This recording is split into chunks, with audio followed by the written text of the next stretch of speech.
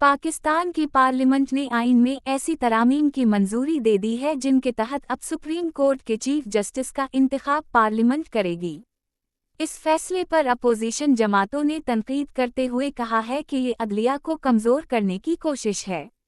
ये आईनी तरामीम एक गैर मामूली पार्लिमानी इजलास में मंजूर की गई जो इतवार को सरकारी ततील के दिन शुरू हुआ और पैर की सुबह तक जारी रहा।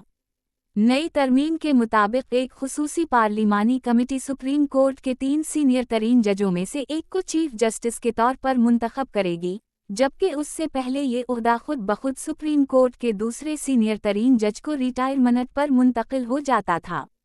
वज़ीर-ए-आज़म शहबाज शरीफ ने कहा कि इस तरमीम से पार्लियामेंट की बालादस्ती साबित हुई है।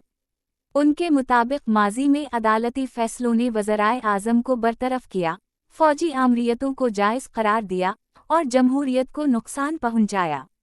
मौजूदा चीफ जस्टिस काजी फाइज ईसा जुमे को रिटायर हो रहे हैं और हुकूमती हलकों में खदशा जाहिर किया जा रहा है कि उनके बाद आने वाले कुछ जज साबिक वज़ीर-ए-आज़म इमरान खान के हक़ में नरम रवैया रखते हैं। इमरान खान, जो 71 साल के हैं, 1 साल से ज़्यादा अरसे से जेल में हैं। 2022 में उनकी बरतरफी के बाद मुल्क शदीद सियासी बुहरान का शिकार है।